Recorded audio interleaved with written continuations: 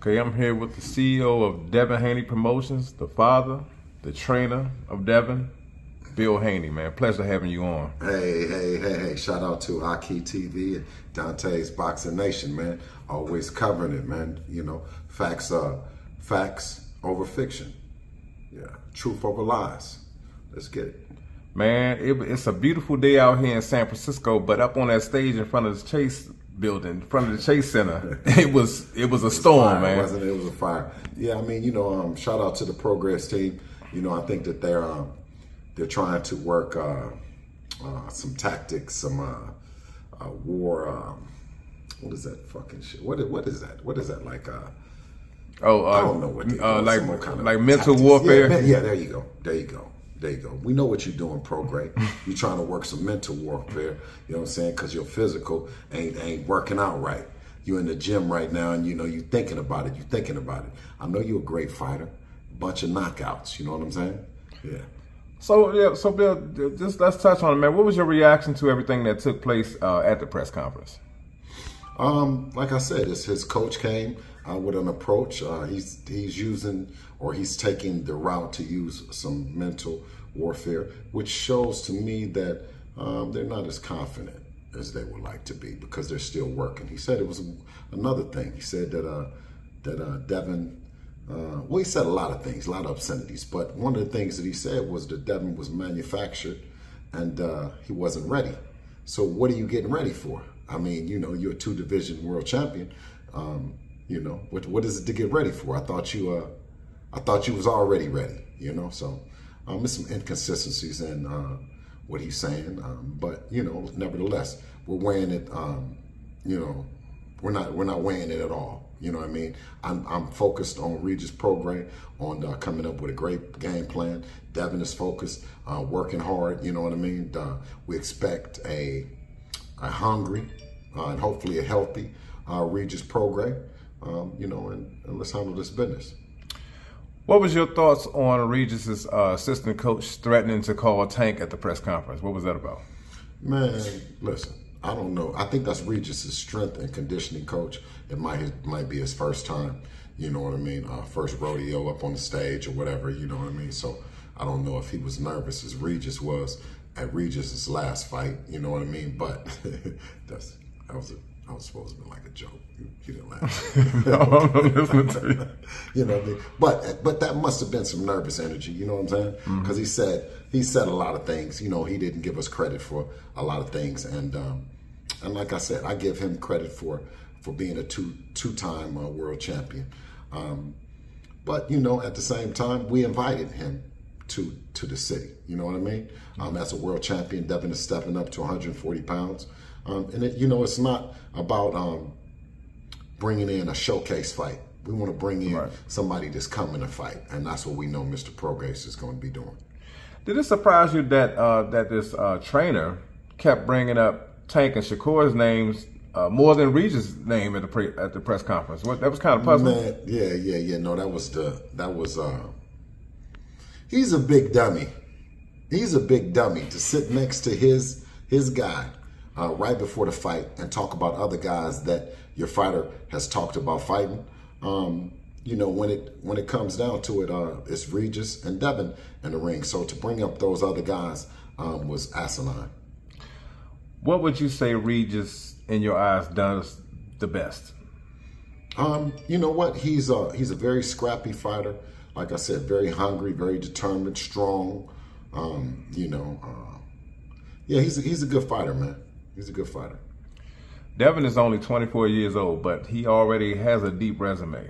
Where will a win over Regis rank on Devin Haney's resume? Okay, now we're talking about a great fighter and Devin Haney, who chose Regis Progress, a dangerous fighter.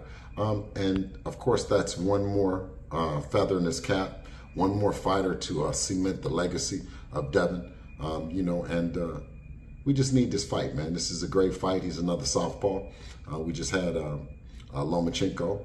So, you know, yeah, it's a great. He's at an elite level, and he's still developing. Skip, you know what I mean? Yeah. So, I can't say enough about Devin.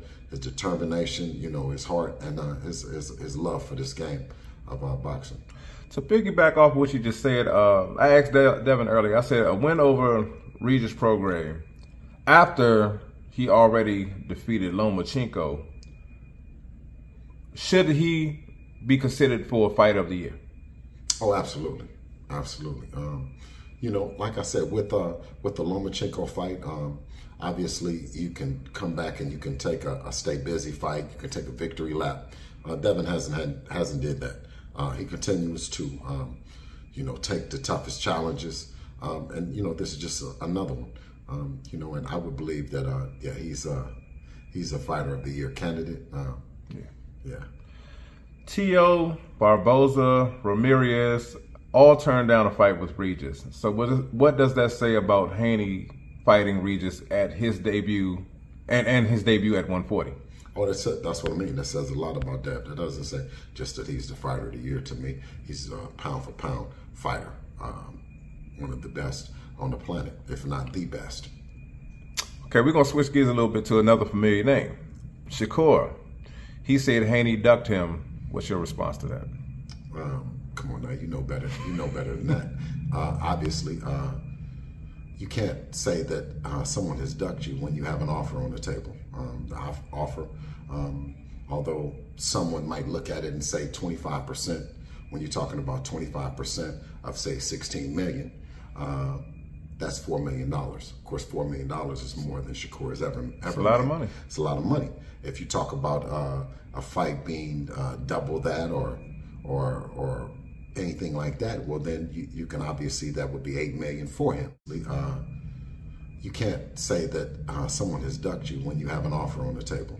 The offer, although someone might look at it and say 25%, when you're talking about 25% of say 16 million, that's $4 million. Of course, $4 million is more than Shakur has ever It's a lot of money. It's a lot of money. If you talk about a fight being double that or anything like that, well, then you can obviously, that would be $8 million for him.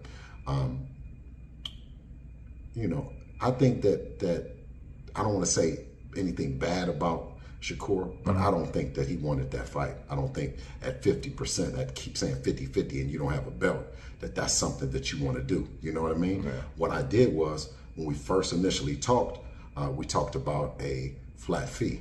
So I asked Mr. Stevenson and, well, through the attorney over at Top Rank, who that's what Shakur opted to speak to the attorney and have the attorney call me, right?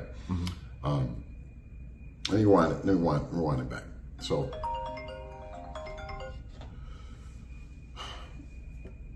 Shakur supposedly sent Devin some bottles. Okay. At a club. Yeah, right? that was bad. Infamous everything. Yeah. Devin asked me, what's going on? What are you talking about sending some bottles? Now, prior to that, we had been talking to Top Rank, the Top Rank lawyer had been calling me and we've been talking. No contract, no numbers, none of that kind of stuff had been presented. Devin asked me, what's up with the bottle? What's up with this? I called the Top Rank attorney and I said, hey, you know, what's up with this? He said, I'm going to reach out to Shakur and them and see what's going on. He says, no, Bill, I don't have an offer for you, right? He comes back to me. I said, well, this is easy, right? I said that you just gave Devin 2.8 to go across the water and Devin had one belt. Shakur doesn't have a belt. So I said, well, 2.8, doesn't that sound about right? He says, no. He came back, he said 50%. I came back, I said, no, we give him a little bit more than that, maybe 3 point something, 3.5, something like that. He said no. He came back 50-50. I then told Dev, I said, man, dude don't want to fight. He said, what is he talking about? I said, he's saying 50-50. I said, Dev, 50-50 is crazy. That don't sound like the guy who wants to fight at all. He said, have you ever heard some shit like that? I said, no. So I did my research, my due diligence, looked up other fights to see what percentages have happened in different fights. And I saw 80-20 with Usyk and Dylan White. And then, so I researched some more and I saw 75-25 with other fighters, but it was only involving one belt. So I told Dev, right? Dave said, give him the 25%. I called Top Rank's attorney now. I said 25%. He called back to me and he says, look, we need to start going another way. Start talking about some other options. So I didn't think nothing of it. Shakur started talking shit and came out and said, well, you know that I wasn't going to sign the 25%. And Devin said, openly, he said, sign the contract. That's what he said. Right. You know what I mean? And we waited a few more days, nothing. Then we go and start talking about finalizing the Regis Prograde deal. Yeah. I hear this shit come back up with the Shakur Stevenson shit, but I always heard, and they always got information. Every message came from that gentleman was he wasn't doing a fight unless the fight was 50-50. So I guess that's when the talks there was no more talks. There's never been any realistic talks on his part to me. And he always came back to the media saying stuff. He never came back and called, or he never had, you know what I'm saying? Jay called me or none of that. It was always him talking to the media and then the 50% that the attorney said. Okay. So while me negotiating back and forth with the attorney never said anything under than 50%. Oh, okay. There was no counter. There was no, I just said a couple of different ways that just right now, I'm just telling you, 2.8, 3.5, 25%, that's 3 different offers. That's 3 different times I didn't talk to them people. You know what I mean? Mm-hmm. And let me tell you, for the record, let the record reflect, it wasn't me and it wasn't my idea, because you would have got 2.8, the same thing, Devin. You should have got less than what Devin got for crossing over, but we were going to give you more than what Devin got, and you didn't take it. You know what I'm saying? Yeah. Stop playing, man. Well, that was the last said, man. They hearing it from your mouth. You setting the record straight on that. So what they said, Shakur said that Haney versus Regis fight is 50-50, but he's slightly favoring Regis to beat Devin. What's your thoughts and about what he... He's entitled to his opinion. You know what I mean? Yeah. Devin said he's still entertaining moving back down to 135 for the right fight, like a Tank or a Shakur. Do you prefer that Tank fight at 140 since Devin has been struggling to make 135 for some time now? You know what? With Regis Prograde being less than 60 days away, you know what I mean? I would be doing a disservice to Devin to look past Regis Prograde. Of course, I always say that all those fighters are great fighters, and I say they're good fighters, and it's a good opportunity to show how great Devin is. So I don't rule out any of those opportunities for Devin. I don't hold any grudges, but it's that one dude. I don't even care to do nothing with him. You know what I'm saying? Tank fight at 140 since Devin has been struggling to make 135 for some time now? You know what? With Regis Prograde being less than 60 days away, you know what I mean?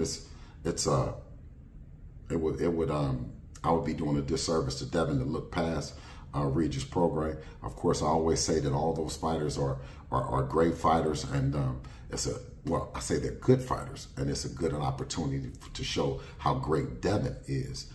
So I don't rule out any of those opportunities for Devin. I don't hold any grudges, but it's that one dude. I don't even care to do nothing with him. You know what I'm saying? This one guy, this nothing.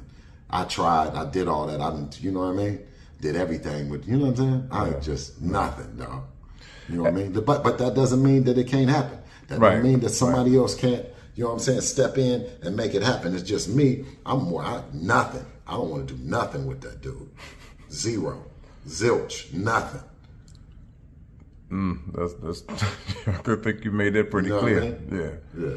One moment. At 140, there are a lot of mega fights for Haney. Eddie Hearn said that he would like to match Devin versus Ryan next. What's your thoughts? For sure, that's a mega fight. Ryan is, he's with Golden Boy, but he's also fights on DAZN. So, maybe Eddie might know something that we don't know. You know what I mean? But like I said, then, we must take Regis Prograis serious. We cannot look past Regis Prograis at anyone. Regis Prograis is arguably, to me, the toughest out at 140 pounds.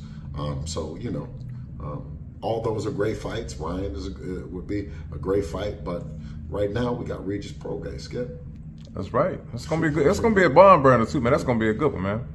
Listen, Bob Arum also came out stating that he would like to match Haney versus Teofimo Lopez next. What's your thoughts on that? And which fight would you prefer more, Teo or Ryan?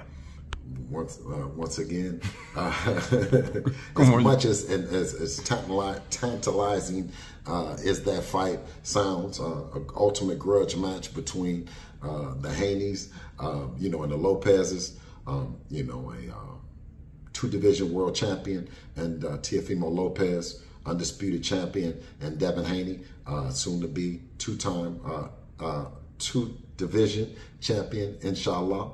Would make for another great matchup. You know what I mean? But like I said, no difference between him or Ryan or Tank or Shakur. Right now, we got to handle that business. And you've seen how disrespectful the Prograis team have been. So it's imperative that we go in there and put a devastating ass whipping on Mr. Prograis on December the 9th. Man, it's always great interviewing you, man. But lastly, yes, you said on the press conference, the myth of coming from the streets or the struggle doesn't necessarily make you a better fighter.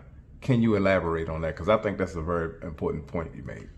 Hey, listen, anytime you glorifying or glamorizing the streets, you're stupid. Either you haven't grown up in the streets, or either you're using it as a crutch to somehow make someone else feel something that they shouldn't be feeling. Anyone, and I'm saying anyone. I grew up in the streets. I don't know of anyone that's in the streets and happy. If you have a choice, you say, hey, listen, I want to go to this school where I have to fight every day, right? I have to fight about colors. I have to fight about the street I go to, or here, go to this school over here. Which one would you pick? I commend and I applaud for every kid that gets up and goes to the school that they have to go to, right? Mm-hmm. The school that's in their neighborhood, right? You get up and do it. You don't buck. You know what I mean? You get up and you go do it. But if a parent can take their kid and put their kid in an environment that they can thrive, and it's not a dangerous environment, then I applaud all the parents that do that. You know what I mean? All the parents that aren't able to do that, and they spend time talking to their kids, and they watch them really close, because that environment might be a little bit more negative. I applaud them as well. But it's about what's in you. You know what I'm saying? Like I didn't grow up. Matter of fact, I went to private school. But my parents were blue collar workers, one in the automotive industry, and one worked for an airlines. Right. And I went to private school, but the peer pressure from people that's in the streets, people that are, you know what I'm saying, maybe not as fortunate enough to have a mom and a dad in their life, was able to manipulate me into believing that because they were tough, they had swag, because their story might be a little bit more hard luck and hard pressed, but they still had their chin up, and they still had that swag and that mannerism about themselves. That's what's incredibly attractive to the guys when you see that come, you know what I mean, from the urban cities, right? Is the fact that they have resilience, they have that never give up attitude. So that's extremely attractive, whether it be from a male or female, to see someone with that much resilience. And I think that that's what they're sensationalizing, right? Those that have come from it. But at the same token, you should not, you shouldn't down someone that has achieved the same success, but come from a different walk of life or a different environment. Makes no sense. Because at the end of the day, in boxing, both of those kids will be in there by themselves on December the 9th. Man, what do you want to leave with these boxing fans all around the world, man? Hey, I want to tell you guys, thank you. Tune in December the 9th and hug your babies. Love them, man, because it's not about the stars in the sky. It's about the stars in your house. All right, now check this out, guys. If you're looking to repair eczema scars, burns and bruises, dark spots and blemishes, fever blisters, diabetic ulcers, this right here is the perfect product for you guys. It's called Elo Diki Face and Body Oil. Athletes and top-ranking boxers, they're also using it after training to reduce swelling, inflammation, and to ease the pain. So get yours today. Go to elodiki.com. Like them on Facebook and follow them on Instagram. Let me tell you guys about Issa Israel Law Firm. It is a full-service legal practice based in Denver, Colorado, an emerging hub for combat sports and high-altitude training. If you're a fighter inside or outside of the ring and you need a law firm you can trust to fight for you, visit thefighterfirm.com or email help@iilawfirm.com. Legal representation is usually limited to plaintiffs or defendants in Colorado, but iFirm can help anyone in the world with trademarking their business name, logos, and U.S. immigration issues. This brother has been my attorney for a while and helped guide me through all kinds of business and civil issues, so make sure you guys go to thefighterfirm.com.